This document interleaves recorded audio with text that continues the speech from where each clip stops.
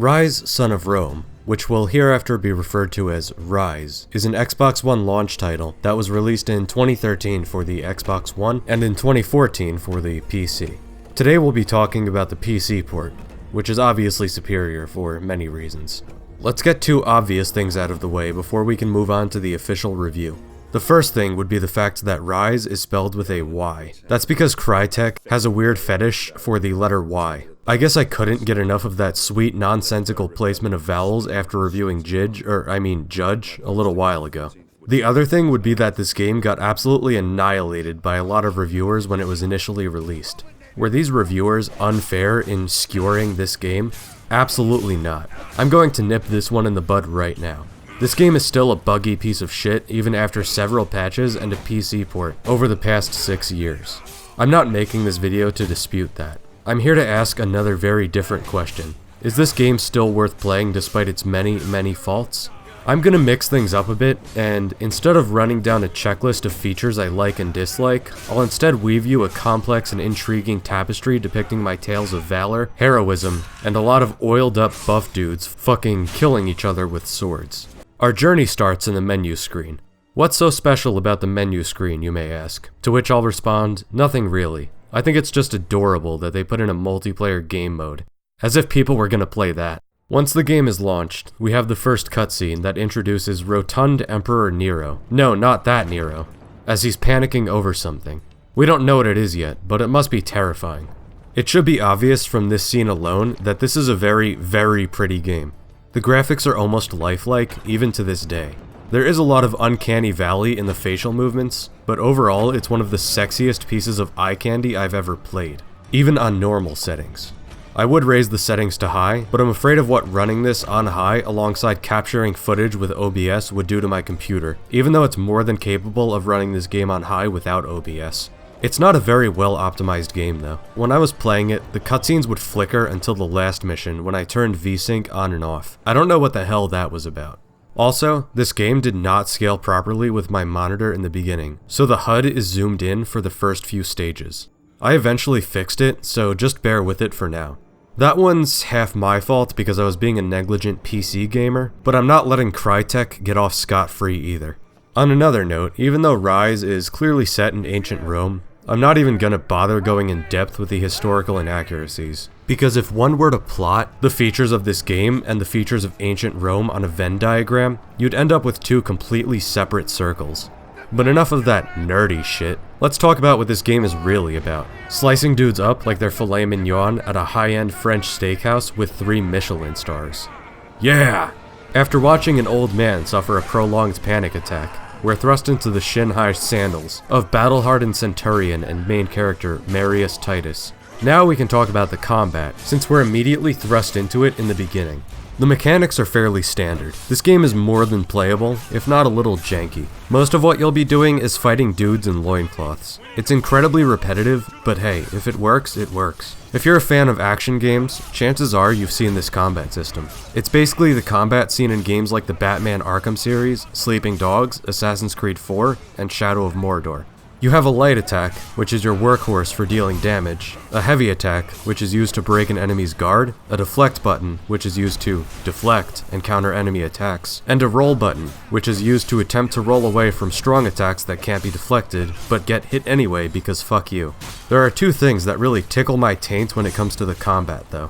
The control scheme was designed by a master of deception. You can't really see it here, but it's close enough to the standard control scheme for this type of combat that you end up hitting the wrong buttons quite often, because you're used to hitting those buttons instead of these. There's a quote for the back of the box when the 10th anniversary of this celebrated game comes out. The combat also just doesn't have the visceral feel of those other games that I listed.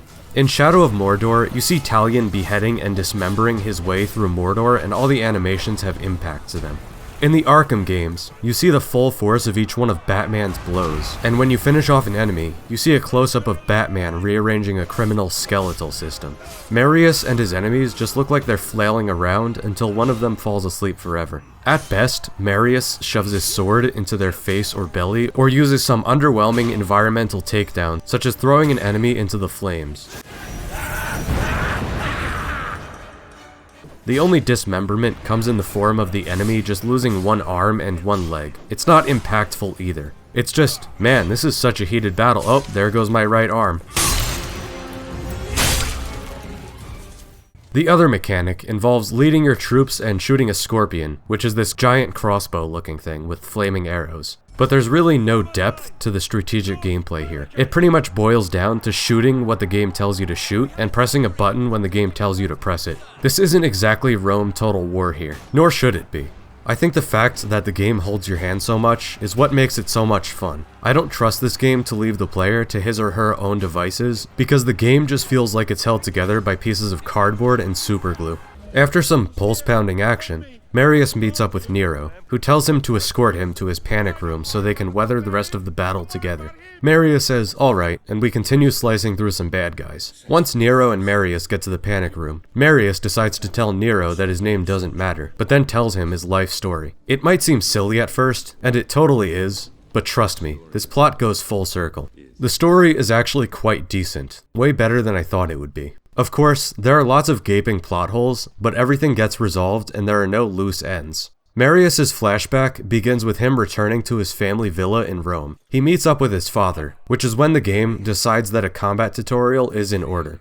You know, Game Design 101. Have a tutorial teaching the combat after you've had the player learn the combat naturally and test it out in a fairly large battle. Well, that's not entirely fair. There's some bullshit about chaining perfect attacks, but you know damn well that everyone who plays this is going to just spam the right buttons at the right time, with very little regard for any more precise timing. The tutorial for perfect attacks is absolute cancer too, and the game knows it. That's why it asked me 1,000 times if I wanted to skip it. I didn't want to skip it on principle either. I'm pretty sure the game was like, okay, this guy seriously has a problem. We'll just tell him he succeeded so we can get on with this fucking story. After beating the shit out of his unarmored patriarch with a fully functioning sword, Marius is told the tale of Damocles. After the rough Roman story hour, Marius discovers that his mother and sister have been murdered by barbarians. After an extremely melodramatic scene lamenting the deaths of two characters that I couldn't care less about, we're treated to some more uncanny valley facial animations. This was an era of graphics where each character looks like they bathed in moisturizer every morning. Another thing, these barbarians are Britons to be exact. Why is this important? Well, Marius lives here. The Britons are from here. You know how long it takes to get all the way from here to here? You know shit's really hit the fan for them if they went all the way across the continent to fillet some Romans. Marius fights his way through the city, eventually encountering a fat guy who knows Marius's name for some reason, and whose bountiful man boobs show that the developers knew exactly what to do with the jiggle physics. Marius kills him and continues through the city until he finds some supernatural lady who helps him get the barbarians off his back. Don't worry, this plotline goes somewhere. Some guy casually takes an arrow to the neck, and the player is taught how to throw spears, which is an important mechanic by the way. It just zooms into the wrong area in this part for some reason. And then Marius's father dies. I think it was destined to happen though, after the absolute savage beating that Marius gave him not 10 minutes ago. That knife through the chest was just icing on the cake. After the death of his father, Marius is recruited by the best character in the game, the legate, Vitalian. The characters in this story are really nothing special, but I really like this guy. He's such a bro. Welcome to the 14th Flood. The game promptly cuts to the beginning of Marius's campaign through Britannia to put down the uprising at the city of York, started by the Britons. This part is more of the same shit I've been doing earlier, except I'm taught how to perform the phalanx maneuver. Still, it's no deep strategic experience. This part of the game is kind of like Saving Private Ryan. In fact, the achievement you get for finishing this set of missions is called Saving Private Marius. Clever. At the end of these missions, everyone's favorite bro Vitalian congratulates Marius for his valor on the battlefields, and the story cuts to the woods in Britannia, where Marius and Vitalian's company are tasked with finding Commodus. No, not that Commodus. The lost governor of Britannia. After a conversation about how Marius really should not mix personal business with the mission, in which you see Vitalian's hair dancing atop his scalp because janky physics, the two get down to business. Since this was thousands of years before the British government enacted the butter knife ban, these guys run into heavy resistance. Marius is able to kill hordes of enemies and defeat the warrior Boudica, who looks like someone put a potato through motion capture as a joke, but the developers decided to go with it anyway because it was crunch time, damn it. Marius and the gang also capture King Oswald, who is the one organizing these barbarians to rebel against the Roman governor. Marius and Vitalian report back to the governor's brother, Basilius, who is currently filling the position because Commodus has come down with a case of captured by violent barbarians. Basilius is your garden variety crazy and hedonistic villain. His eccentricities are mostly in the form of his choice of clothing, which was designed so we could see his lovingly rendered exposed male nipple, and some of his mannerisms when speaking. More of his debauchery is shown later, but for now we have the way he addresses Vitalian after he questions Commodus's treatment of the barbarians. No! Hold still! How dare you! How dare you! How dare you! After the debriefing, Marius and Vitalian then find out that the governor was taken away deep into the woods to be sacrificed at the burning of the Wicker Man. No, not that Wicker Man.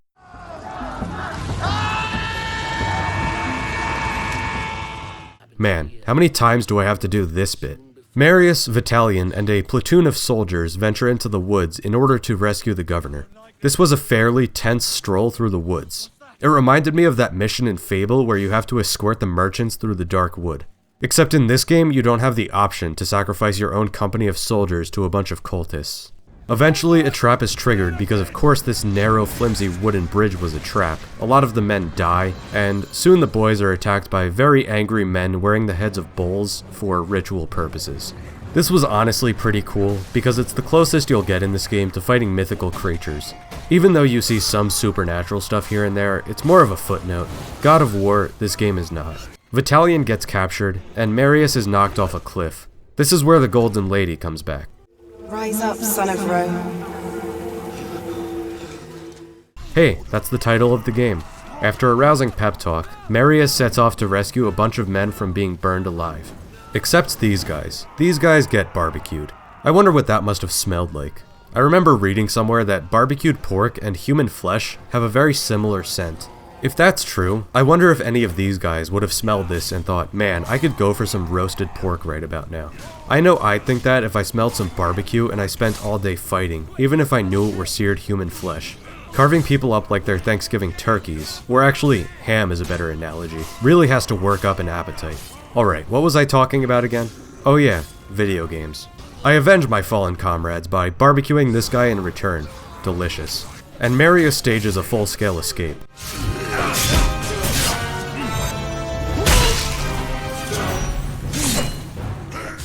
Eventually, we run into this obese wannabe minotaur named Glot, who does a pro-gamer move and throws a torch into the Wicker Man before fighting Marius. This fight is kinda shitty because you get these button prompts without warning, but it's an infinitesimally inconvenient nuisance because this game doesn't punish you for missing button prompts. It just calls you a recruit, and gives you less valor and XP, which is used to buy upgrades and unlock new upgrade tiers, respectively. It honestly took a lot of pettiness on the part of Glot to just throw the torch in there like that. Glot is my spirit animal. He just gives zero fucks as a result of being harassed by the Romans all his life. Or at least, he was my spirit animal, because Marius ices him. It was necessary though. He stood in the way of Marius trying to rescue his bro.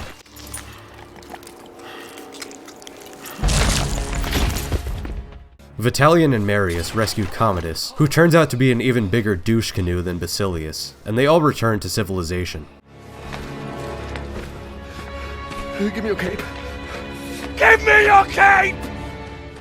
Commodus makes a speech about how he totally wants peace and asks King Oswald to give him a hug. Embrace me.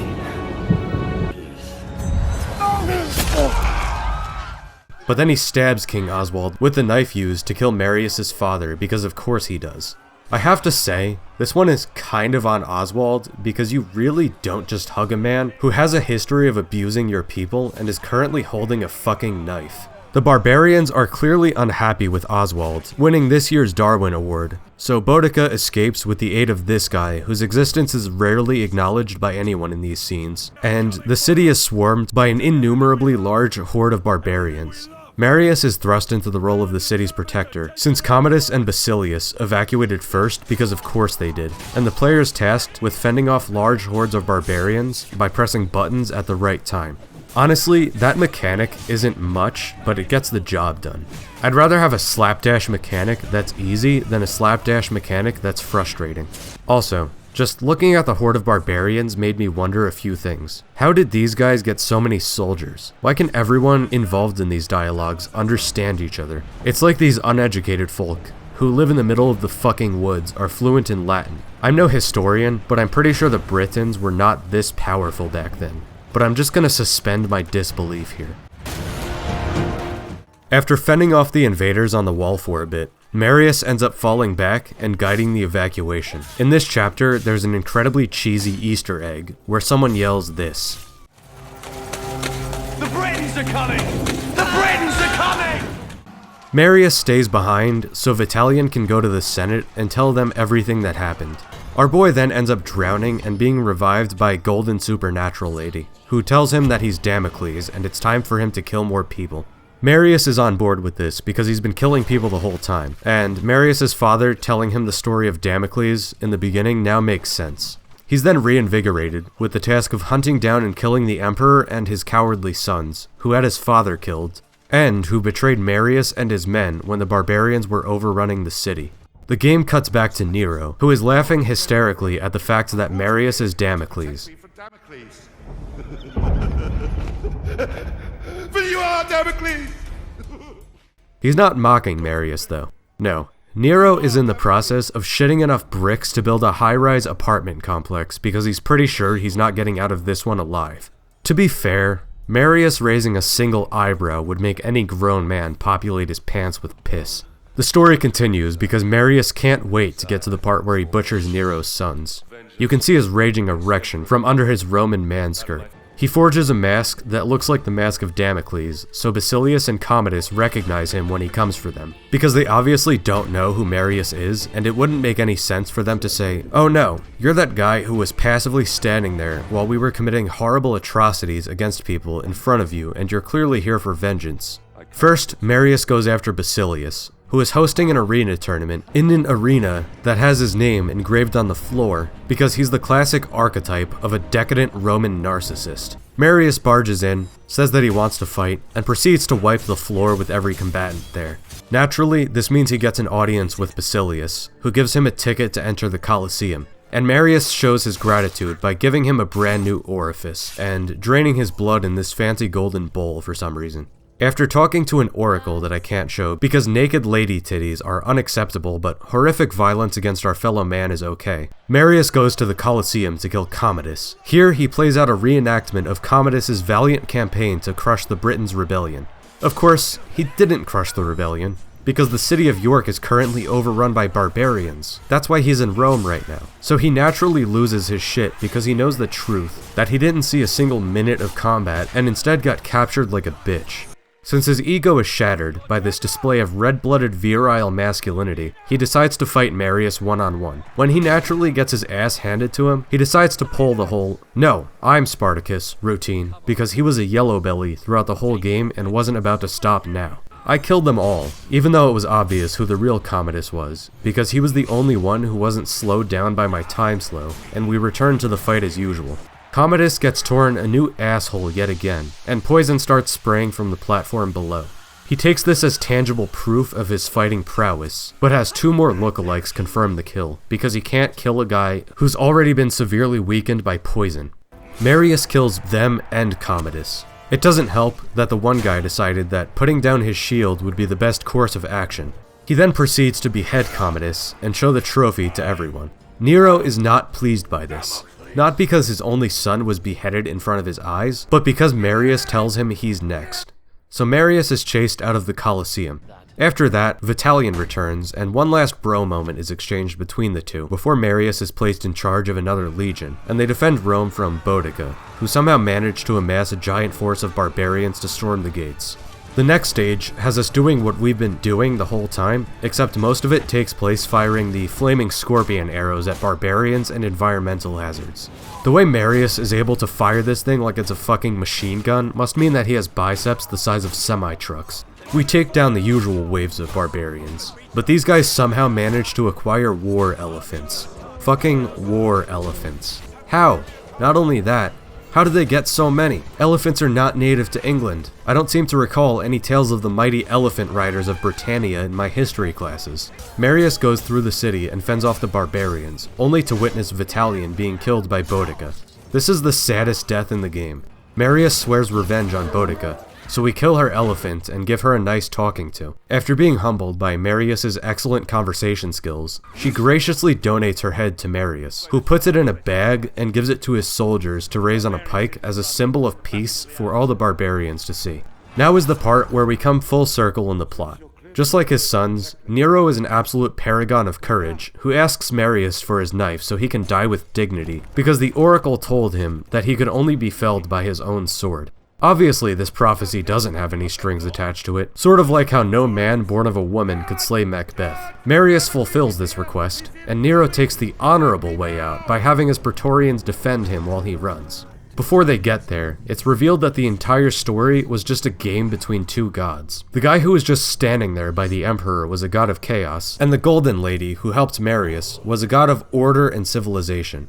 Nero's Praetorian guards stab Marius a few times, but this seems to have made Marius more of a badass than he already is, so he makes short work of these guys while shambling down the hallway. Of course, Marius reaches Nero, who isn't the best at running considering he's old and fat, and tackles Nero directly off the ledge and impales him on the statue of himself. Specifically, the sword. Well played, oracles, well played.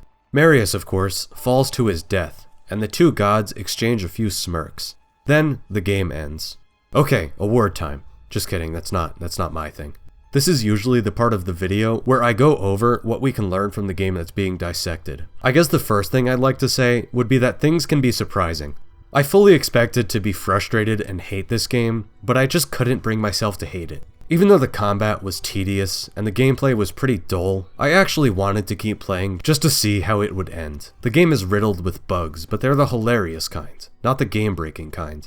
There's also a lot of questionable design, but it wasn't the same kind of questionable design that gives other games a nearly unplayable level of frustration. I guess I'd have a different view of this game if I'd paid $60 for it, but I got it for $2.99 on a Steam sale. It's a fun game, with a story filled with lots of twists and turns that has an ultimately satisfying resolution. Plus, they didn't take the route of underdog good, empire bad. Everyone in this story is an absolute asshole except for Marius and Vitalian. It just shows that the only ones you can trust are your bros. The entire thing felt like a 6-hour-long war movie co-directed by Michael Bay, Mel Gibson, and Tommy Wiseau. I was honestly surprised by this game, and I'm glad I gave it a chance. Alright, that's all for this episode. Thanks for watching. I, Cremius Maximus, shall take my leave. From then until the last days of man.